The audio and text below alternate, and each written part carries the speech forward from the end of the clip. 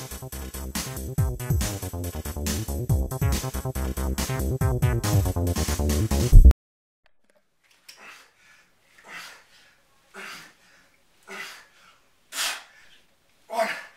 two, get it done. Hey everybody, welcome back to another episode of Big Band Training.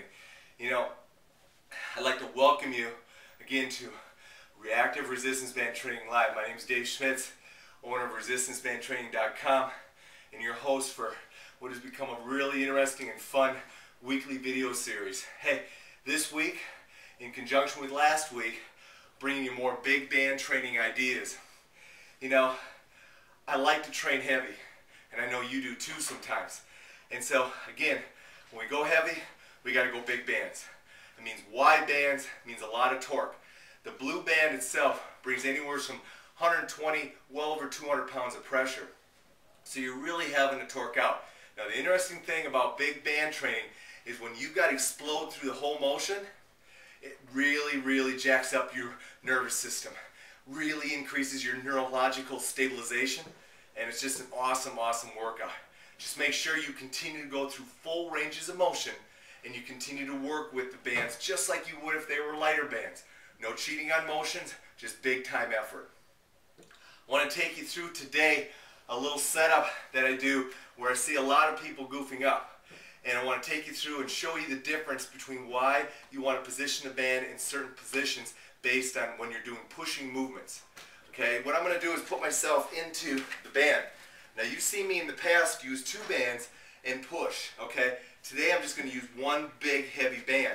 This is a great exercise. My football players, anybody that does integrated pushing loves this drill. So what I want to do is take you through some differences in where you position the band so you understand where you're getting the most effort. Now most of the time when you see people do this, and I'll do this as well, is sometimes I'll put the band outside my arms. Now immediately by putting it outside my arms, two things happen. Number one, my deltoid does not get loaded as much. Why? Because the band pressure is not underneath my arm and pulling down on it. Secondly, the band is going to go ahead and press up against the side of my arms. Now some people may be annoyed with that and not like that. No big deal. What I recommend is that you grab the band between your index finger and your thumb. You put the band underneath your arms. So now as you push, the band is underneath your arms. Now what that's going to do is it's going to put a much bigger load on your deltoids. No big deal. Chest and deltoids need to start working together. When you're doing horizontal pushing, it's going to work out great. So underneath your arms is a great way to go ahead and put it. My suggestion is you start working at doing it that way. Hey, don't worry about squeezing the band. Matter of fact, the harder you squeeze, the more your shoulders stabilize. Subsequently, you get great pressure as you push out. Now you're going to notice I've got two bands set up here. Two big, strong bands. I link them together.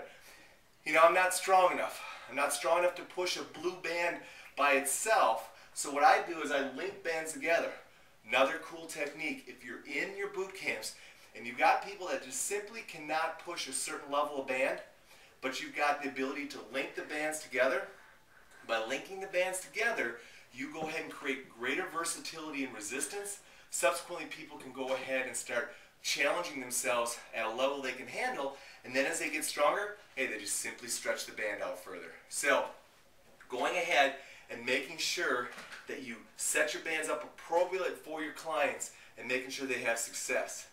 So, now, let's go ahead and let's take you through a little upper torso big band training workout that I think you'll really like. Alright, here's the first workout. We call these jammers. Now a couple of variations of it, but I want to show you the easiest variation first and then we'll go into it. You know, I like to stagger my feet. Staggered position lets me lock in my hips more, protects my low back, but it also goes ahead and helps my trunk engage. We're going to start with 10 seconds of pushing and then switch it to the other leg and keep on going. So set, we're going. Now notice I got the band under my arm and I'm driving. Lower body is staying stable and I'm just pressing out. Done. 10 seconds to recover. Reposition my feet. set my hips, tighten up my trunk, and drive.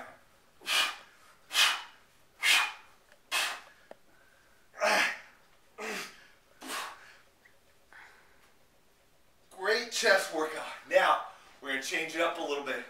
Now we're going to put a little bit more mobility with it. We call these split squat presses. Again, I'm going to go into my whole position, but this time I'm going down into a split squat, and as I come up, I'm grinding. Touch, boom. Really works on your ability to accelerate out of your push, and it really makes your upper body have to work a lot more aggressively, because now you've increased the mobility factor, which in turn makes your trunk stabilization, hip stabilization have to work a lot harder. Again, from this side, we're going to drop down, touch, we're coming up, boom. Whoa, whoa, whoa. Reset. See what I mean by stabilization? I'm telling you guys. Ooh. Ooh. One more. Whew. So, jammers. Put some mobility with it, or just keep it stable. You notice I had the bands coming underneath my arms. Man, my deltoids, my front anterior compartment, really jacked up, really pumped up.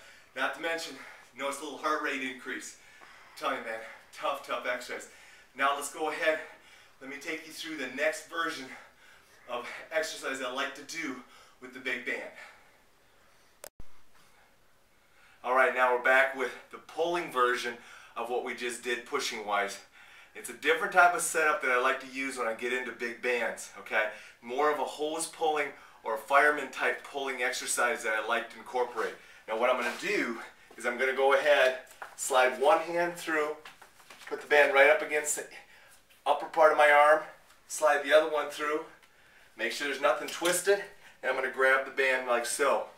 Now what I'm going to do is get into a pulling position.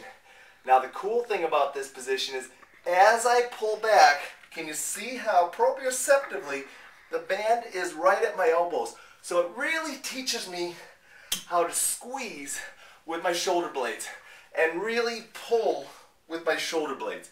It's a great workout. Another thing you want to notice is I'm hooked down lower. I'm actually on my lower bar. As I go ahead and flash down, you'll see I'm on my lower bar when it comes to connecting. What that allows me to do is do more of an upright pulling motion, and it works much more effectively. So here we go. Let's knock out 10, and then I'll show you some variations from that.